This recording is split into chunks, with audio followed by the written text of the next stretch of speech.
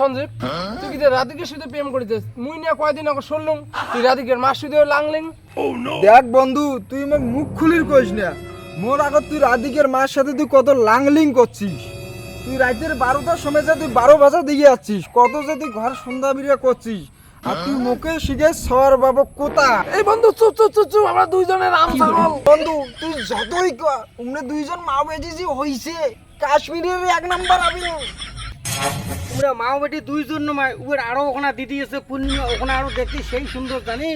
হ্যাঁ বন্ধু, ঠিক কইছেন বন্ধু, ঠিক কইছেন। ওখানে কথা আমার মনে নাই বন্ধু, ওখানে আরো সেই সুন্দর বন্ধু। বাবা তুই এতক্ষণ কোথায় ছিলু বাবা?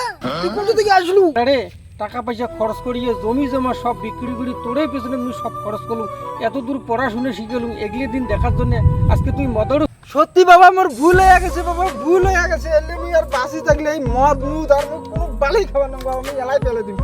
আমি এলাই সত্যি ভাই কাকা, তোমরা একটা মানুষ জমি জমা বেচে আর টাকা পয়সা খরচ করে এই ছাগলটার পিছনে খরচ করছেন। হ্যাঁ বাবাই, তোমার ফেলে দেওয়া লাগবে না, ওইলে থাক, মুই এলে ফেলে দিন। তোমার যে অবস্থা হয়ে গেছে, শালা মুই যে বিশ্ব মাতাল। জমি বেচা টাকা, ওটা কয় টাকা খরচ করছো, সব টাকা তো মাল খেয়ে শেষ করছো। এলে মাল মুই ফেলে দে, এটা হল মোর মাল খাওয়ার কায়দা।